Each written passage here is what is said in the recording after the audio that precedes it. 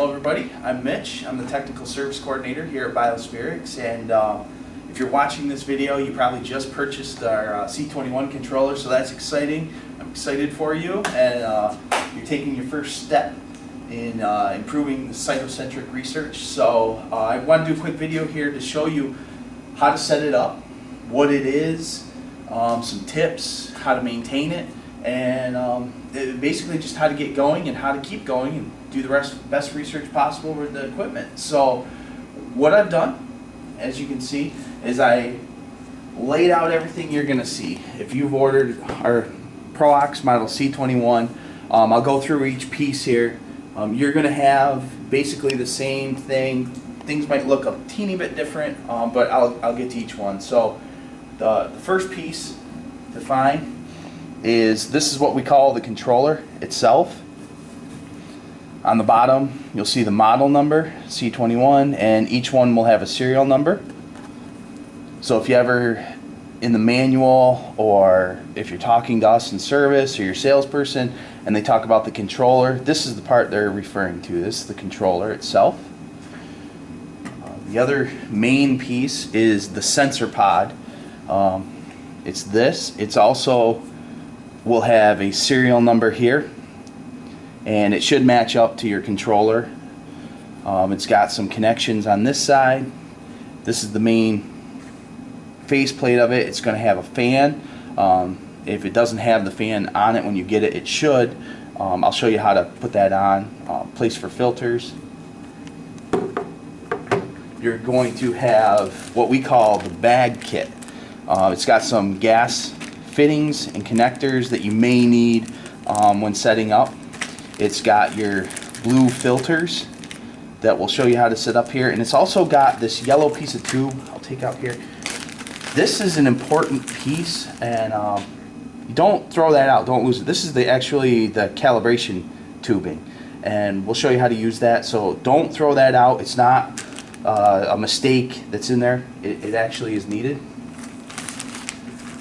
You will have a pneumatic umbilical. This part, the colors may change, but it will always have 3 connections. So we call this the pneumatic umbilical. And we have a second umbilical called the electric umbilical. This one will be gray, just like this. It'll look just like that.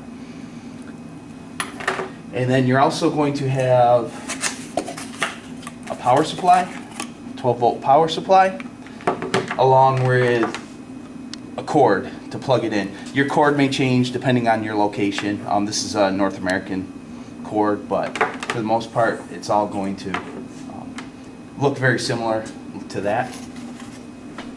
In addition, you'll probably have some sort of chamber set up. This will look different. We have, between 1 to 4 shelves. We also have custom design, so I just have one with no shelves just to make it easier to see, but here's your chamber. This is, we call it the water pan. I did want to bring this out. You'll have this with your shelving. We'll show you how to use this and set it up. So this is the stuff that's going to come supplied by BioSpherix when you order. Now there are a few other items that you're going to need to run this and control this and set it up. So I've got these set up here to see. Number one is an incubator. Just any standard incubator. All we need from this is the heat itself, unless you don't need heat, but almost all setups need heat. So the incubator, that's where our chamber is going to go into. And then there are going to be your gas tanks. So if you're doing low oxygen work, which most people are, you need a tank of nitrogen and a tank of CO2. If you're doing high oxygen, you need oxygen instead of nitrogen. Most people do low, but the main takeaway from here is I wanted to show you about what we consider typical size. Tanks have a lot of different names and sizes, but these are very typical sizes and the kind of tanks you want to run these on. They're about 300 standard cubic feet in size. Each one has a regulator that you'll need, and then tubing to go from the controller, or from the regulator to the controller itself. We'll show you how to do all this, but this is all stuff that you will need. There are a couple more pieces I did want to identify here. You're going to see this little brochure in your order. It's getting started in cytocentric research. It's a really handy guide that our CSO has put together, just giving you some hints and tips. That goes beyond the, okay, I've set it up, I know the set point I want, I have my cells in there, now what? So that's good. Keep that, refer to that as you get going in your research. And then additionally, you're going to have your manual. It'll be labeled. The cover might be green or red or black, but it's going to basically look like this. There's going to be some extra sheets, just some notices, a quick setup guide, a warranty registration. It's a good idea to fill this out and send it back to us to start the warranty. And then additionally, inside your manual, usually there's going to be another green sheet with all the original settings to the controller as well. So if you ever have any questions, it is a good idea. Go through all your paperwork before you even begin. That's step one in setup. So few people actually do that, and there's a lot of great information in there, and it just makes it a little less confusing when you start. But we'll get going here, setting up the controller and the sensor pod. So first step is you want to take your controller and just kind of put it in place where you're going to want it. Most people just have it sitting on top of their incubator. There is some length to the cords if you want to have it on a shelf next to it or whatever, but the controller sits outside of the incubator, and then all the rest of the stuff sits inside. So step one, put your controller where you want it. Step two is get your chamber itself, and we need to attach the sensor pod to it, and that's real easy to do. The sensor pod will have these 4 wing nuts right here that you just take off.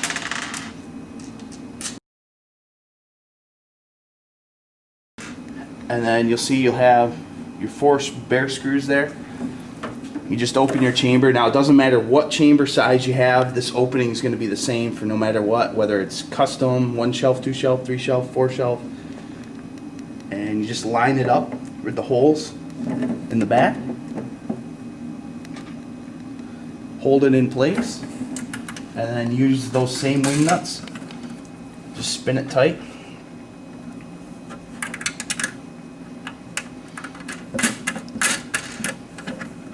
There's no fancy trick to this other than just some people do crank it down super tight. I caution against doing that. You know, you'll feel it tight. You don't need to tighten it anymore once it's a little tough to turn. Only because you can put a little pressure on the polycarbonate, and you could possibly crack it.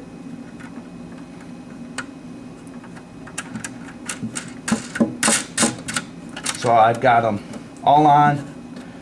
They're all just finger tightened.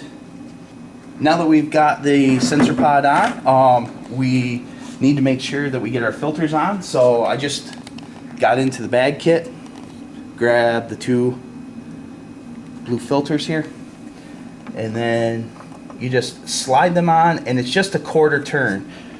This is important. A lot of people try and screw these down tight. That'll just end up breaking the fitting itself. It's just a 1/4 turn. They just need to sit on there. It's just a real gentle turn, and that's it. And they're on and good to go. You barely need to turn it at all. If your fan wasn't on at this point, I'll just show you. It would look like that. And as you can see, there's 3 openings on the fan box.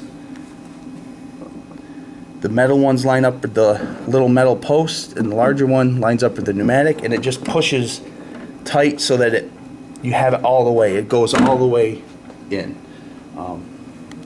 So that's good to go. I like to put my water pan in or your trays in if you have them at this time. And then we're going to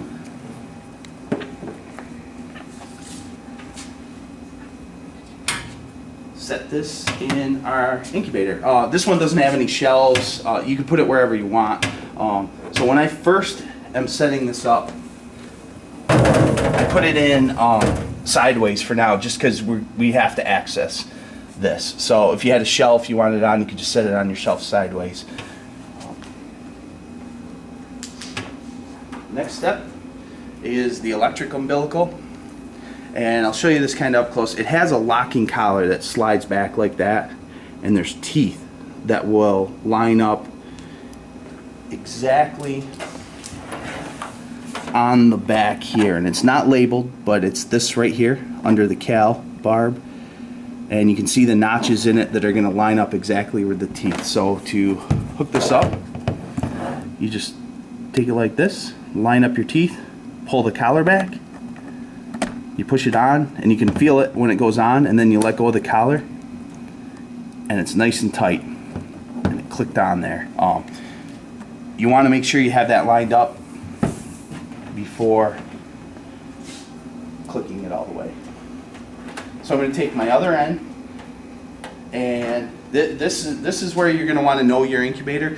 So on ours here, we have an access port on the side. So I'm just going to run it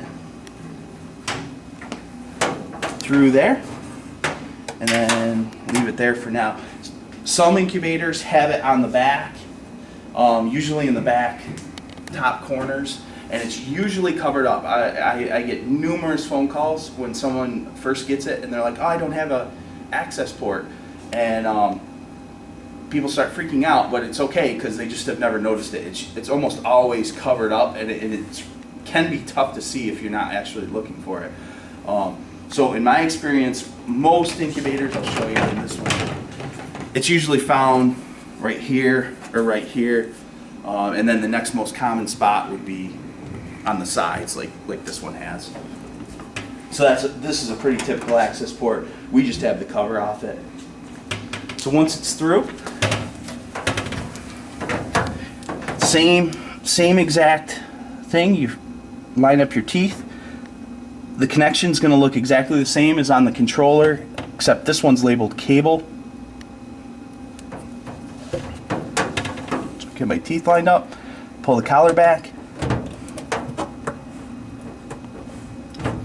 and I have it on there. It's nice and snug, and I know that it's connected good. If you don't get it lined up all the way, it'll slide around while you're trying to do it. So our electric umbilical is hooked up. Now we can hook up our pneumatic. Once again, the pneumatic is the tricolored cable here. I'm just untangling her. So you have 3 quick quarter turn disconnects. Both ends are exactly the same, so it doesn't really matter. They are going to attach on the corresponding fittings here. Now, here's another one where we get a lot of questions on it. I always start at the controller end and just slide it on, and then you do a quarter turn. You can hear it click. Slides on, quarter turn, it clicks on. So they're nice and snug. Now, it doesn't matter which color I use up on this end. A lot of people, worry about what colors which. The first end, it doesn't matter at all. What matters is that this same color corresponds on the pod. So you'll see these are labeled Cal, N2O2, and CO2, and they're going to have the exact same labels down on the pod. So I'm going to fit my pneumatic through the opening, and it is, I'll show you this too, some openings like this are a little smaller, so these are actually peeled back a little bit, so if you have to snake just one through at a time like that, you can. In this case, I don't have to. It's large enough where I can just sneak them through.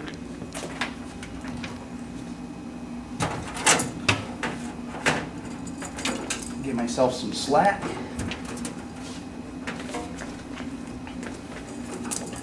And then, as we can see, CO2, N2O2, and Cal, exactly how they're labeled up top. So we're just going to double check. So we have red on Cal. So we'll start with that. Red on Cal. Blue for N2O2. So blue for N2O2. And then green for CO2. Push it in, quarter turn. And if you need, just quickly, if you need to take them off, counterclockwise quarter turn and just pull it back. So nothing too fancy there, other than it is important to make sure the same color at these connections are the same color down here. Otherwise it won't work properly. So now that we have the pod hooked up to the controller, we can put our chamber more in place now. So I'm going to turn it around. I want it to sit here.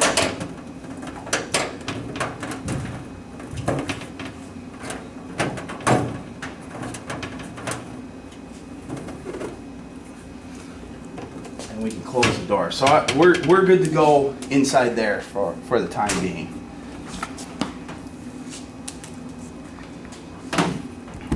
We're going to put a controller like this. So one of the things a lot of people ask is regarding this setup. They're like, oh, I have a huge hole here now. There's a couple different ways about that. The first is that's not bad to have because you do have a little gas inside the chamber coming out. So it's not horrible to leave this incubator leaky, especially if you're in a well-ventilated room, so that the rest of the chamber can operate undisturbed. If you do want to plug this up, there's no fancy way to do it. What I usually do is just take a piece of high density foam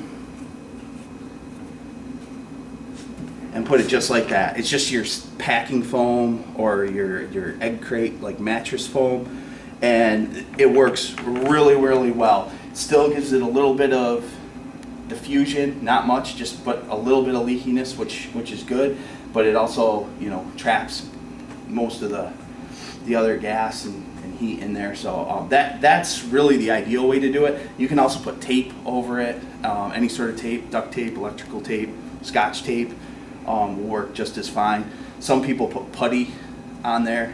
So whatever you like to do best. The foam is my personal preference. It doesn't hurt the tubing in any way, shape, or form. It doesn't pinch it. It's real easy to take in and out. It doesn't interfere with anything, and it gives you that just little bit of leakiness, which is really nice. So we've now got the pneumatics, the electrics hooked up,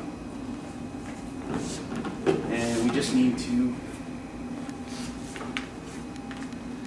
get some power to our controller now.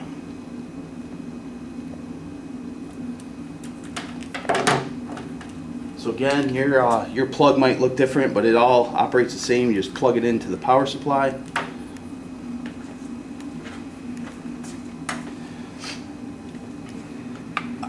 Ideally, you want to have a surge protector to plug it into. You don't want to plug it straight into the wall. This operates as a surge protector for us, just because it is sensitive to ups and downs of power. So don't just put it into a wall outlet. And once it's plugged in, we'll go to the back of the controller here, and the label we're looking for right here is 12 VDC. We just plug it in, and as soon as we plug it in, if everything's right, these will light up and they'll start cycling through their on function here.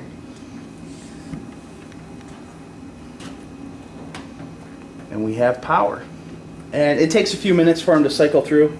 Once it does, we'll let it sit for a second, and then we'll hook up the gas and move on to the next step.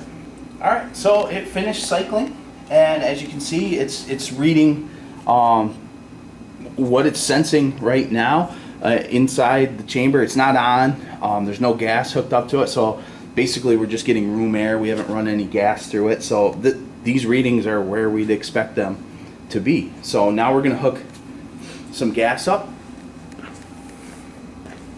So to do that, we have our nitrogen tank, we have our CO2 tank. Again, if you're one of the users who are doing this for high oxygen work, wherever I say nitrogen, that's just replace that with an oxygen. And I want to make sure that my tank is off. It is. And our tubing is going to connect on the back here where it says N2 O2 supply, and that is a 1/8 ID barb. So you need 1/8 ID tubing to connect to it. Most regulators aren't that size, but in your bag kit you will have a little piece of tubing that can come off of this with a variety of adapters. So it's going to look just like that. Typically you'll have your piece of 1/8 ID tubing to an adapter. In this case it's to 1/8 to 1/4 inch. And all the tubing you want is nylon or poly reinforced food grade tubing. So that's what we have here. I'm going to push it on. In the bag you'll have a small clamp that you can put around and clamp that right to it if you'd like. It's a good idea anytime you're working with pressurized gas. If you clamp, we're going to do the same thing for the CO2. We've got our tubing, 1/8 inch ID. Make sure the tank is shut. And put it on. So our gas is connected, and now we're going to test it. So to do that, you have to open the tank, and then most regulators will also have an open nozzle. So I'm opening the nozzle. I can hear the gas coming through here. It shows up on my gauge right now. This is at about 5 psi. And now I want to check. This is our bleed valve on the front. This is the O2 side. This is the CO2 side. So we're going to check our oxygen control side, which will be our nitrogen gas coming out. And you can hear it and feel it coming out of there. So that's good. We've done it correctly. You can close that. We're going to do the same thing to our CO2 side. I'm going to turn on the tank. Open the regulator valve. I can hear it here. Now I'm going to check on the bleed. So I turn it counterclockwise. And you can hear it coming out of there and feel it. So we know we've hooked up our gas correctly. And then you close your bleed valve again. Just turn it clockwise till it's tight. And our gas is ready to go. So we're all hooked up. We're powered up. Our gas is on, and we're basically ready to go. So I'm going to show you how to actually run this now.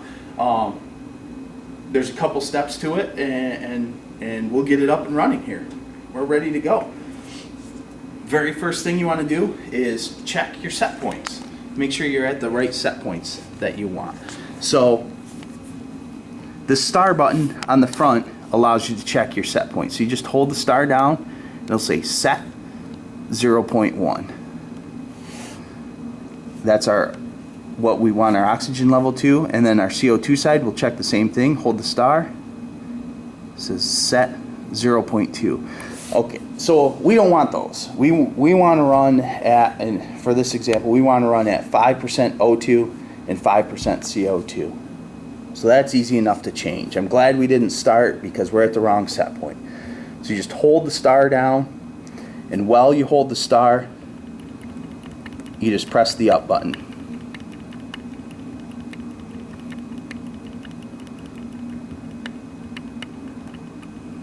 Okay, so we now have a set point of 5.0 for our oxygen side. I'm happy with that, so I'm going to let go of the star. And on our CO2 side, I'm going to hold it down, press the up.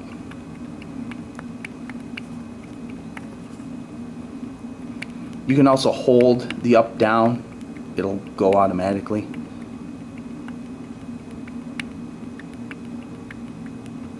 So I'm still pressing the star. My CO2 side is set to 5.0. Great, I can let go. So my set points are correct.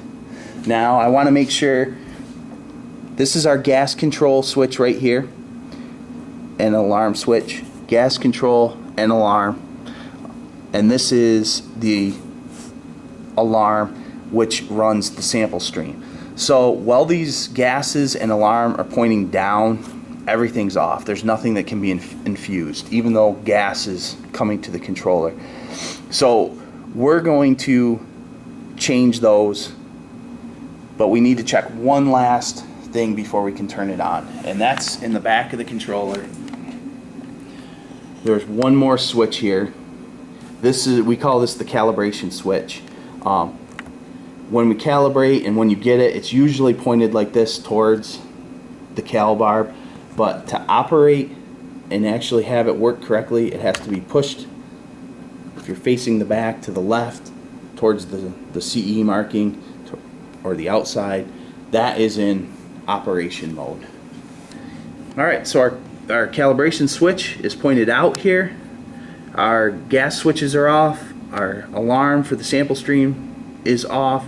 So we're basically ready to run. I've turned our alarm switches off. That's just going to buzz if you're outside of your set point when it's set. I don't even have an alarm set here. So I'm going to start it. So the nitrogen gas is now going. The CO2 gas is now going. And the sample stream is now turned on and pulling. You'll see the little green light blinking in the corner.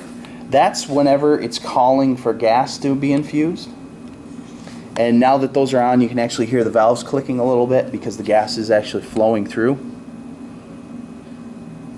You have to make sure that both this gas switch, and the alarm are all pointed up for it to run. If one of those aren't up, it's not going to work properly.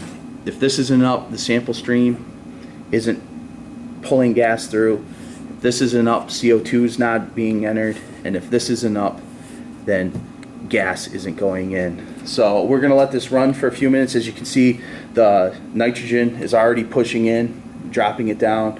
The CO2 lags a little bit, but we'll start seeing that rise, and we'll let it get to set point here. So we're still climbing towards our set points. This is very typical speed. They kind of work in conjunction with each other. The nitrogen pushes down, the CO2 pushes up as we both are approaching 5. There are a few things I did want to point out. The cal gas barb, this is going to be used in calibration, which we'll cover a little bit later. What I wanted to say about this is that switch on the back, this is how it should look when it's operating, pointed out. If you turn that to the cal barb, what causes a problem is that immediately causes this to start sucking in room air, which you want during calibration because we'll be controlling the gas that goes to it. But this is directly to the sensor, so if that's pointed towards your tricolored things, towards the cal label, you're just going to be pulling in a lot of room air, and you'll see these readings bounce around. You'll never get stable. It's a common, really simple thing to happen. So if you have bouncing around readings, the first thing to do is check that switch. Another thing I wanted to point out is the pressure. This system is designed to run at really, really low pressures, 5 psi or less. As you can see, I have it really down low here.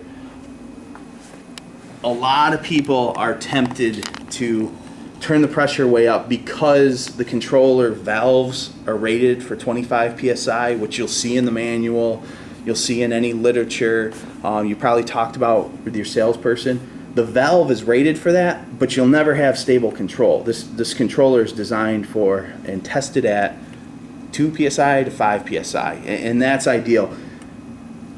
There's not a big time difference between 25 psi and 2 psi to reach set point.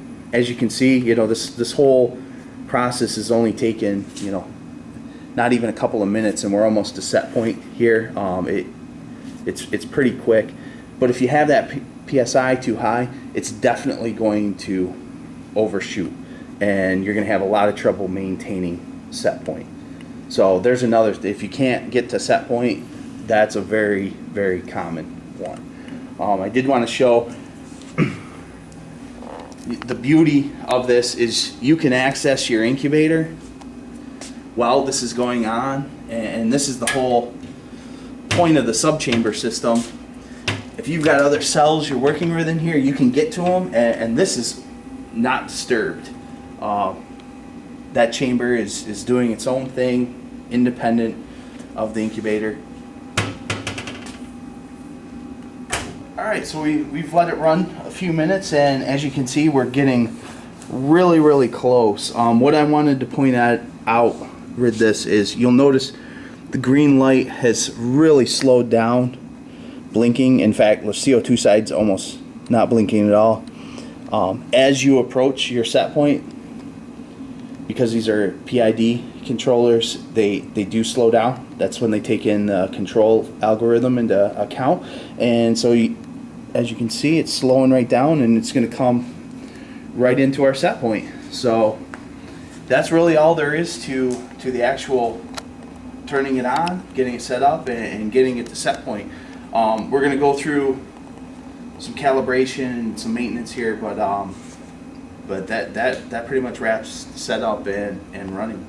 One of the questions we get a lot is how the humidity inside the chamber is taken care of. So I just want to show that a best practice for that. So we're going to open it up, and as we saw in the setup, we have the water pan right here.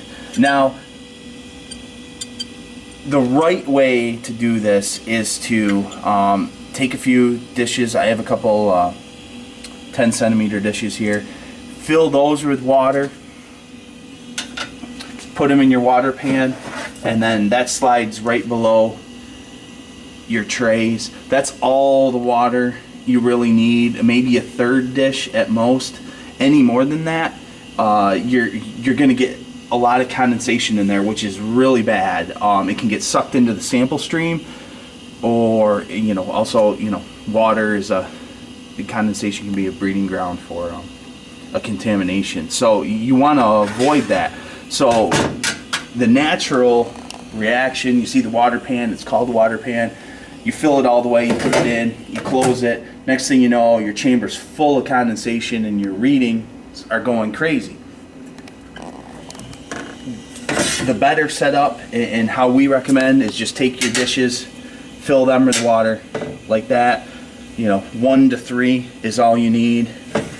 Slide it in, use the water pan as a spill guard, and you'll be good to go. Your CO2 sensor is especially sensitive to water and condensation. If you get it in there into the sample stream, because it's a light-based sensor, your reading's going to be all kinds of off, and you won't be able to get it correct, and it could damage the sensor. So that's how we recommend controlling your humidity inside the chamber itself. Alright, so we've run our controller, it's running. It's basically right at set point. You can see the green lights have pretty much shut off. It's just a hair off from the desired set point. That could be because just the natural sensor can be plus or minus 0.1%, or it could be because of calibration. So that's what we're going to cover now is calibration. This should be done at least once a month. So it's something you want to get familiar doing, and the reason for that is the O2 sensor is electrochemical, and it consumes itself when it's exposed to oxygen, so it has a tendency to drift. The CO2 side doesn't do that, but since we're going to be blowing our standard gases right over both sensors, it's just as easy to calibrate CO2 at the same time as oxygen. So the general theory behind it is the sensor's output is linear. That means that if we know the reading and the concentration at a low set point, or a low point and a high point, a zero and a span, every point in between or along that line on the output is going to be correct, just because the output is linear. So we already have nitrogen hooked up. Blowing pure nitrogen over both sensors is going to give us 0.0 for both oxygen and CO2. So that's where we're going to start with the calibration. That's our zero calibration. Again, it's always 2 points, 0 and a span. The span's higher. Always do the 0 first. And for this, you'll want that little piece of yellow tube that comes out of the bag kit. Again, you don't want to throw it away. It's important. If you do lose it, it's 1/16 inch ID tubing. And we're going to put it right over our nitrogen side here. And we're going to make sure our nitrogen gas is on. And it is. I just opened the bleed valve and you can hear it. So I'm going to close it for now. So we're ready to do zero calibration. So for this, I'm going to turn the gas infusion on. The reason off. The reason I'm doing that is the reading is going to change, and then if you have it on, it's going to respond in the chamber appropriately. So I just don't want to waste any extra gas. I'm also going to turn the sample stream alarm off. If you try and do calibration with that on, it's gonna the pressure in the sample stream is going to be high because you're blowing gas directly through it, and it's going to alarm.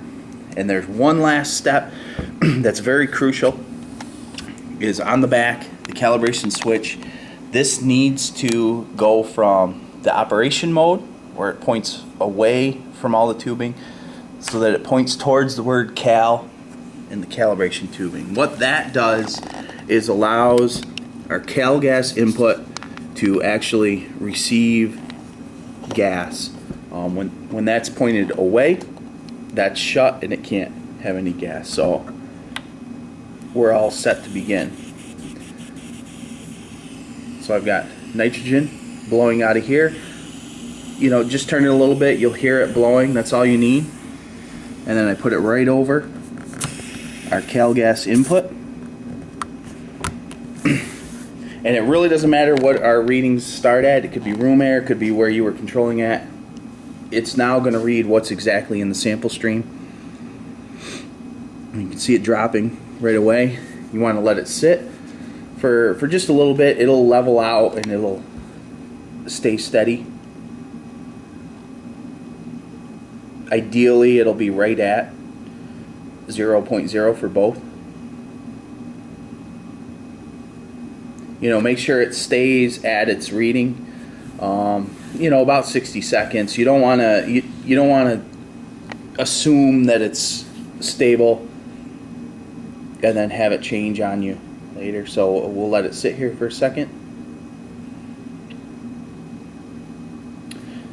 So it looks like our zero is good in this case. So we don't need to make any adjustments.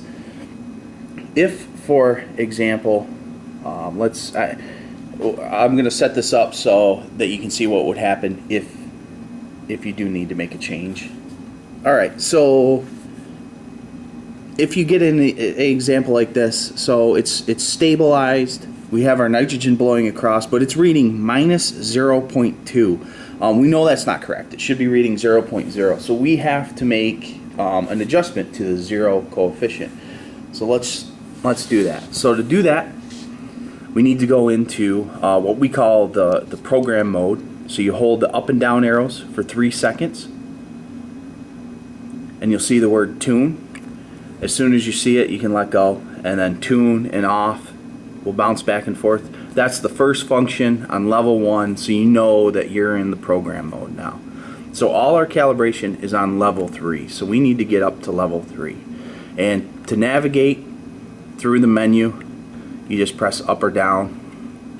You can see them changing, and what you're looking for is press down until you see level, L-E-V-L in 1. Now we need to change this to level 3. So if you ever need to change a function, you hold the star, and while holding the star, you press up or down to change that function. So we need to go from level 1 to level 3. So I held the star and I pressed up twice.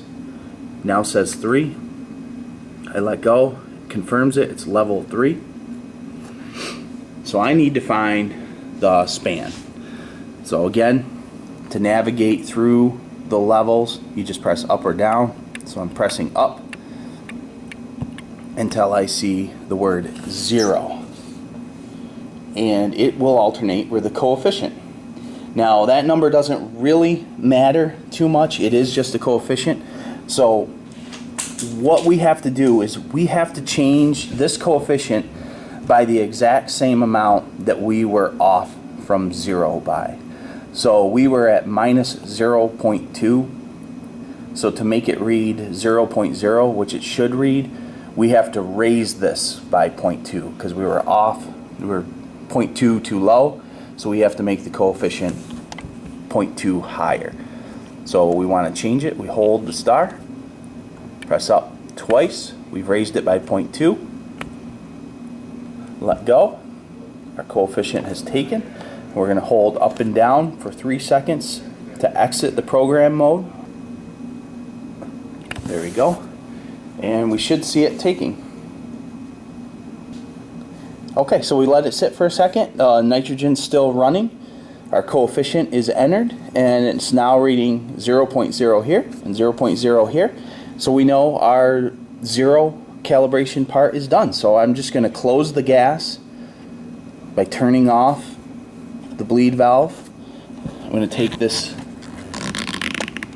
off from the cal gas input. Nothing's coming out of there. So we're good to go with that. Now, take this off from there as well. So the 0 is done. We're halfway there. Now we have to do the span. And the span's a little trickier. The reason is you really want a mixed gas. The CO2 side can only read up to about 20% CO2. So you can't use the CO2 gas you already have. The O2 side could use room air, it could use oxygen if you had it, but it's easier just to have a small tank of 10% CO2 with a balance of O2, 90% O2. That way you can get a high O2 that's within range, and you can get a high CO2 that's in range. So I have an example over here. All you need is a small tank about this size. You don't need a lot. You're only going to be doing this about once a month. And what we're going to do is we're going to actually hook up our small calibration tank to the back of the controller where the CO2 normally goes.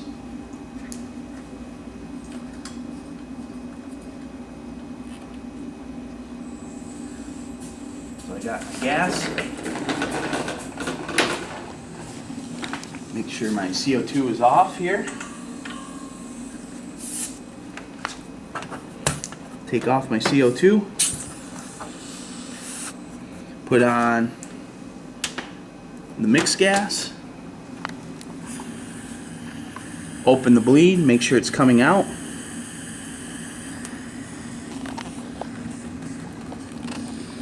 I'm going to put my calibration chamber on. You can hear it coming out of there.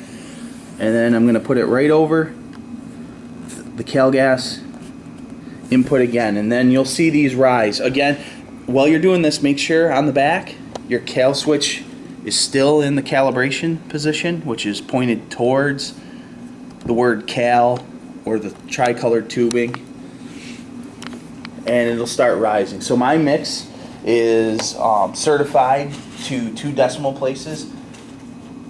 So it's 10.7% CO2, and it's the balance of O2.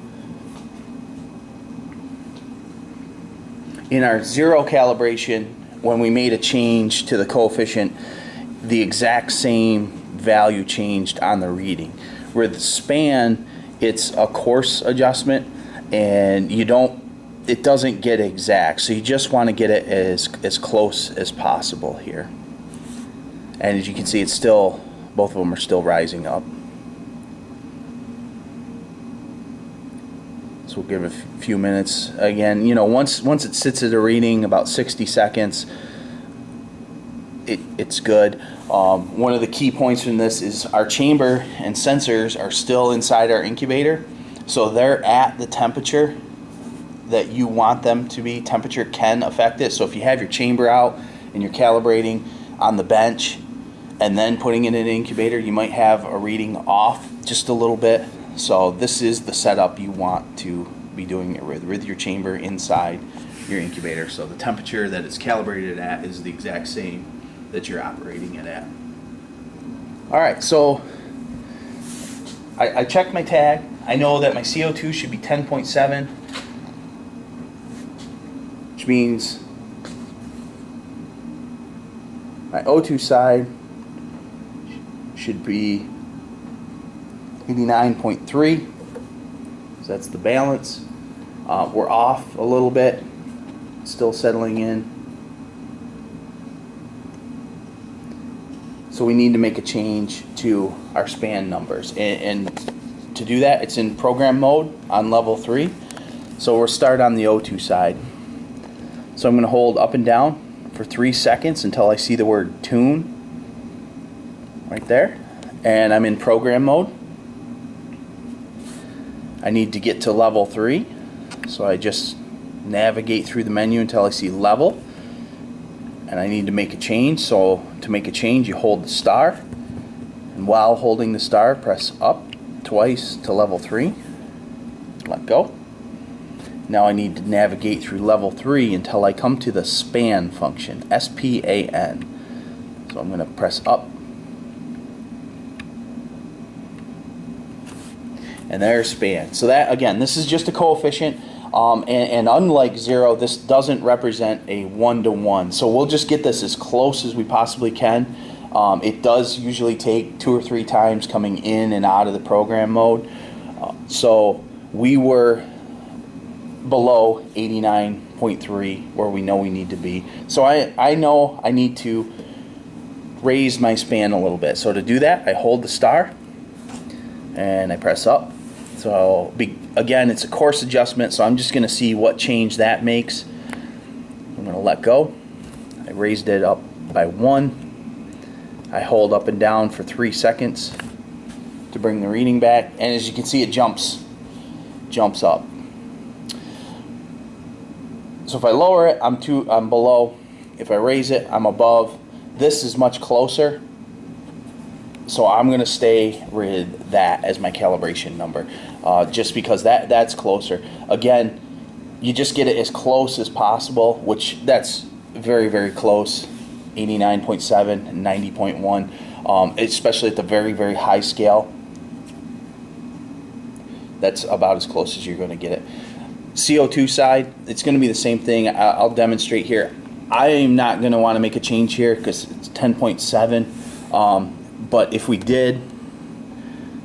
wanted to try, we're like, oh, that's a little bit too high. So I go into program mode, up to level 3, span. So I'm going to drop this one,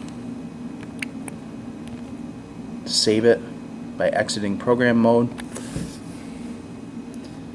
And now it's gone way below. Again, it's a course adjustment. So I'm not happy with that. It was much closer before. So I'm going to put that old coefficient back in.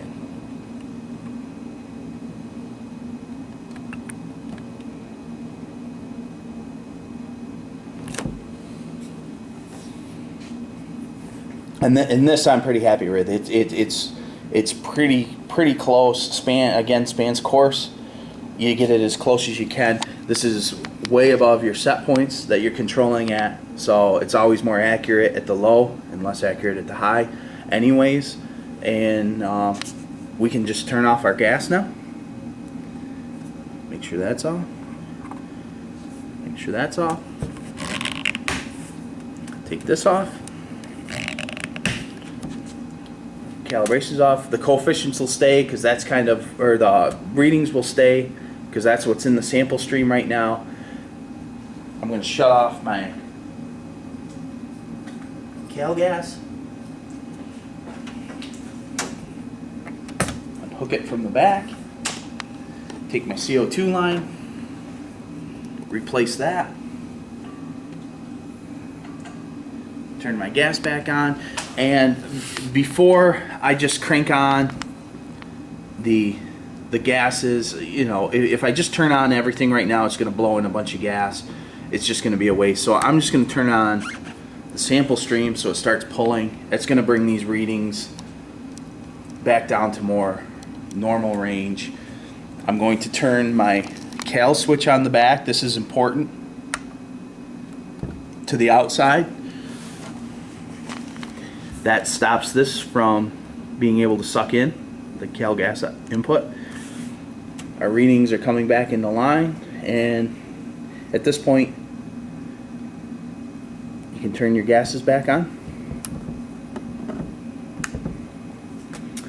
and your control will be reestablished here, and that's calibration.